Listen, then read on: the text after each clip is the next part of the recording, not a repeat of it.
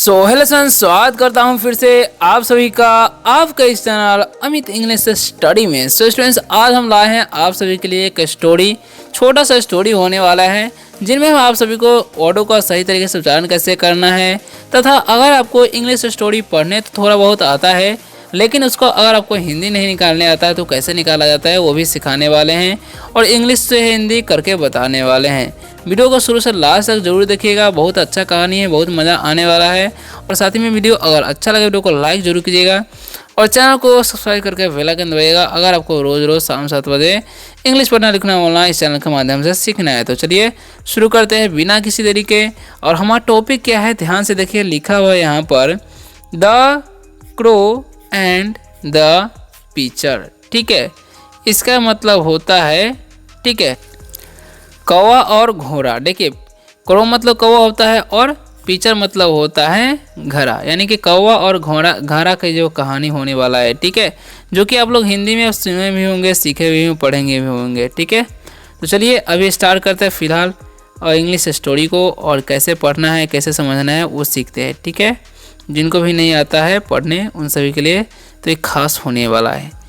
चलिए स्टार्ट करते हैं। फिलहाल क्या लिखा हुआ है यहाँ पर ध्यान से देखिएगा, लिखा हुआ है वन। इसे हम क्या पढ़ते हैं वन। वन मतलब क्या होता है, एक होता है। वन मतलब एक। ठीक है, वन मतलब क्या होता है जी, एक होता है। तो वन मतलब क्या हो गया, यहाँ पर लिख देते हैं वन। वन मतलब एक। ठीक है, एक। और डे, डे मतलब दिन, यानी कि एक दिन क्या हो गया, एक दिन। ए यानी कि एक, एक दिन एक क्या हो गया, एक दिन एक क्रो यानी कि कौवा, एक दिन एक कौवा। ठीक है, एक दिन एक कौवा। ठीक है, वॉज, वॉज मतलब था, एक दिन एक कौवा था थर्स्टी यानी कि प्यासा। इसका मतलब हो जाएगा एक दिन एक कौवा प्यासा था। ठीक है, अब देखते हैं आगे क्या लिखा हुआ है, ध्यान से समझिएगा। तो नेक्स्ट जो वर्ड है हमारा ही का मतलब वह, सो यानी कि देखा, वह देखा। ए यानी कि एक, वह देखा एक जग। इसे हम क्या पढ़ते हैं जग। जग मतलब जग ही होता है, यानी कि उसने एक जग देखा। ऑफ मतलब का, ऑफ मतलब का, वाटर मतलब पानी। ठीक है, यानी कि उसने एक जग, उसने एक पानी का जग देखा। कौन, कौवा। ओके, आगे क्या है देखिए, लिखा हुआ देयर। देयर का मतलब होता है वहाँ। ठीक है, देयर मतलब वहाँ। वॉज मतलब था। नो मतलब नहीं। ठीक है, वाटर मतलब पानी। इन मतलब में, और इट मतलब होता है यह, या इसे भी बोल सकते हैं या उसे भी बोल सकते हैं। तो क्या हो गया यहाँ पर, देयर इज नो वाटर। क्या हो गया यहाँ पर, there was no water in it, यानी कि उसमें पानी नहीं था। ठीक है, उसमें पानी नहीं था। किसमें, घड़ा में पानी, सॉरी जग में पानी नहीं था। ठीक है, बोल रहे थे घड़ा, लेकिन यहाँ पर घड़ा की जगह पर जग दे दिया है, कोई दिक्कत नहीं। चलिए, तो लिखा हुआ है यहाँ पर देन, यानी कि इसका मतलब हो जाएगा तब। ही मतलब वह, या बोल सकते हैं उसने। ठीक है, देखा क्योंकि भर का दूसरा रूप है। ए मतलब एक। पिक्चर यानी कि घड़ा। ओ भाई साहब, अब घड़ा भी आ गया। ठीक है, देन उसने एक घड़ा देखा, यानी कि फिर उसने एक घड़ा देखा। ठीक है, आगे क्या है, आगे बढ़ते हैं अगले पैराग्राफ की तरफ। ठीक है, तो घड़ा देखने के बाद क्या होता है, चलिए स्टोरी में बढ़ते हैं।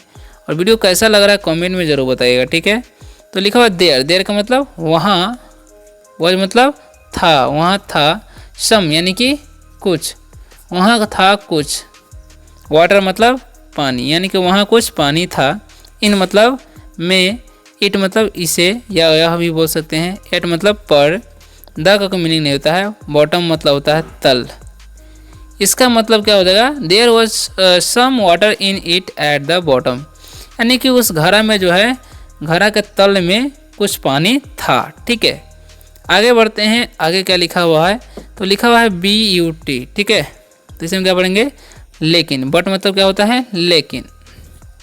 ही मतलब वह, लेकिन वह।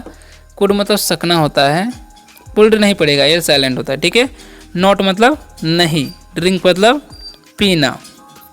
इट मतलब उसे या इसे। ठीक है, इसका मतलब हो जाए लेकिन वह इसे नहीं पी सका। ठीक है, आगे लिखा हुआ देन। देन मतलब फिर या तब बोल सकते हैं। ए मतलब एक, थॉट मतलब सोच, ठीक है। स्ट्रक मतलब फंसा, ही मतलब उसके। ओके, तो आगे क्या होता है जी, ध्यान से समझिए। तो यहाँ पर हो जाएगा फिर उसके मन में एक विचार आया, सोच आया, ऐसे बोल सकते हैं, ठीक है। आगे बढ़ते हैं, आगे क्या हुआ है, पैराग्राफ में बढ़ते हैं। उसके बाद क्या करता हुआ, देयर यानी कि वहाँ, वेयर मतलब थे, सब मतलब कुछ, पीवल्स, पीवल्स मतलब होता है कंकर, क्या होता है जी, कंकर होता है, ठीक है। बाय मतलब के द्वारा, ए मतलब एक, और यहाँ पर क्या लिखा है, पिलर। तो पिलर मतलब क्या होता है, खंभा होता है। ओके, तो there were some pebbles by a pillar, यानी कि वहाँ क्या हो गया, यहाँ पर, यहाँ सॉरी, एक खंभे के पास कुछ कंकर थे, कंकर बोल सकते हैं, ठीक है। आगे बढ़ते हैं, तो लिखा हुआ ही यानी कि उसने,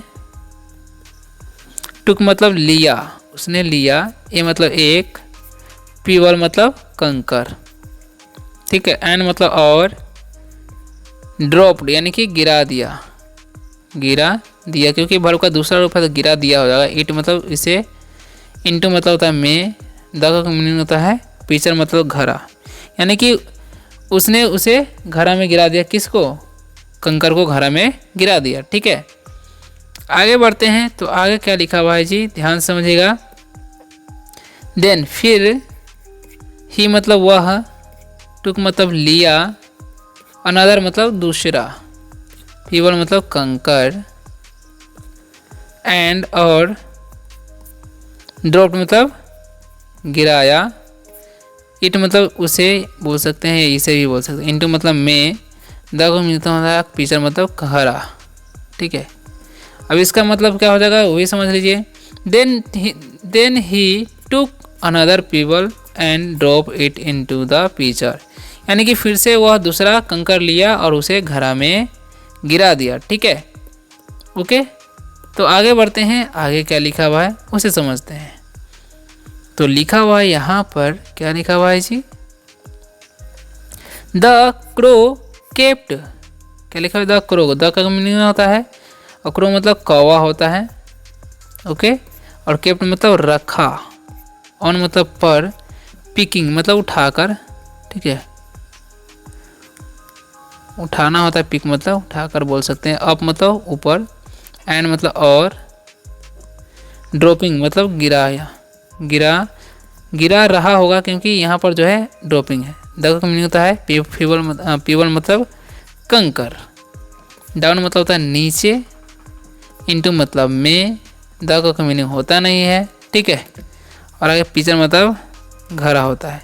ओके, तो अब फिर से इन सभी का मतलब क्या होता है वो ध्यान से समझ लिए, ठीक है। तो इसका मतलब हो जाएगा, समझिएगा क्या लिखा हुआ यहाँ पर, the crow kept on picking up and, ठीक है, dropping the pebble down into the picture. इसका मतलब है कौवा लगातार कंकर उठाता रहा और घड़े में डालता रहा, ठीक है। आगे बढ़ते हैं, आगे क्या लिखा हुआ है। तो आगे लिखा हुआ है, ध्यान से समझिएगा, उसे समझा रहे हैं आप लोग को, अच्छे तरीके से समझिएगा, ठीक है। तो लिखा हुआ है यहाँ पर एट लास्ट, इसका मतलब होता है आखिरकार, क्या होता है, आखिरकार या अंततः बोल सकते हैं। उसने देखा, द का मीनिंग होता है वाटर मतलब पानी, आखिरकार उसने पानी देखा, कमिंग मतलब आ रहा, क्या हो जाएगा, कमिंग मतलब हो जाएगा आ रहा, क्योंकि वर्ब का दूसरा रूप है, सॉरी चौथा रूप है। अब मतलब ऊपर, टू मतलब को या से भी होता है, द का मीनिंग होता है नेक मतलब होता है गर्दन, ऑफ मतलब का, द का मीनिंग होता है पिक्चर मतलब घरा। ओके, तो इन सभी का मतलब भी समझिए क्या हो जाएगा। एट लास्ट यानी कि आखिरकार, he saw the water coming up to the neck of the picture, यानी कि आखिरकार उसने देखा कि पानी जो है घरा के गर्दन तक आ चुका है, ठीक है। आगे बढ़ते हैं, आगे क्या लिखा हुआ है ध्यान समझिएगा। तो लास्ट ही पैराग्राफ बचा हुआ है, क्या लिखा हुआ है जी, नाउ मतलब अब, ही मतलब वह, कुड मतलब सका, सकना होता है वैसे, पुट मतलब रखना, हिज मतलब उसके, बीक, बीक मतलब क्या होता है चोंच, ठीक है। इन मतलब होता है में, इट मतलब इसमें, इससे। अब इसका मतलब now he could put his neck beak in it, यानी कि अब जो है वो अपना चोंच उसमें रख सकता है, ठीक है। अब क्या लिखा हुआ है 10, यानी कि इस प्रकार, इस प्रकार, ही मतलब वह, वज मतलब था, एवं मतलब योग्य, टू मतलब को, क्वेंच मतलब बुझाना होता है, हिज मतलब उसके, थर्स्ट मतलब प्यास, एंड मतलब और, से मतलब सुरक्षित होता है, सुरक्षित, हिज मतलब उसके, लाइफ मतलब जीवन, ठीक है। अब इसका मतलब क्या होगा वो विधान समझिए। 10 यानी कि इस प्रकार he was able to quench his thirst, यानी इस प्रकार वह अपने प्यास को बुझाने के लिए सक्षम था, एंड और सेव हिज लाइफ, और अपने जीवन को बचाने के लिए भी, ठीक है। तो आशा करता हूँ कि आज का इस शानदार से वीडियो से आप सभी को बहुत ही ज़्यादा हेल्प मिला होगा। अगर वीडियो अच्छा लगा है तो वीडियो को लाइक जरूर कीजिएगा और चैनल को सब्सक्राइब करके बेल आइकन दबाइएगा। अगर आपको रोज़ शाम 7 बजे या 7:30 बजे के बीच में अंग्रेजी पढ़ना लिखना बोलना अमित इंग्लिश स्टडी के माध्यम से सीखना है, तो मिलते हैं नेक्स्ट वीडियो में। तब तक के लिए बाय, टेक केयर।